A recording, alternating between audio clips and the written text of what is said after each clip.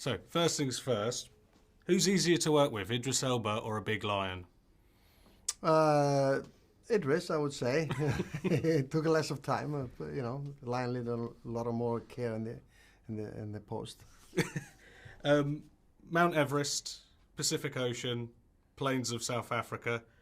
Are you concerned that you're ruining the travel industry? Well, I was called the biggest enemy of the Icelandic tourist board when I made Jar City, which is before all of this. So I'll continue my legacy.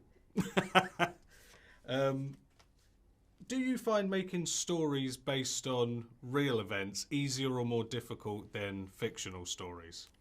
Well, in some ways, the real events give you a frame to work with, which is very demanding. But working with a story that doesn't have that gives you also freedom to play with it, and you don't have to, because I'm not. I like to honor people if it's their life that I don't want to make them silly or disrespect their experiences. But once you have the freedom to do whatever you want, you're a little more free. Yeah. And how well do you think you'd fare in a survival situation? Well, I have been in a couple of them. I've fed well enough to be here.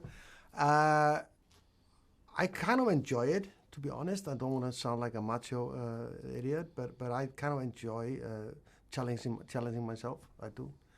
But I've never met a lion like this, so I can't tell.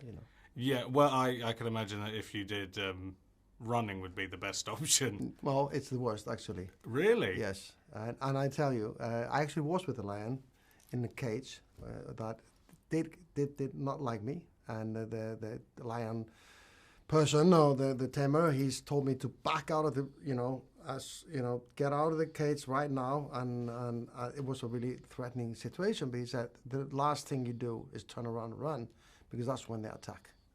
Right. So Do you might think you know what you're doing. So do you keep eye contact with them? Yes, because that's what the preys do. They turn around and run, and that's when then lion understands what's going on. Often, if you face them or stay still, they don't quite understand what you're doing, and that might save you. But if you turn around and run, you're done.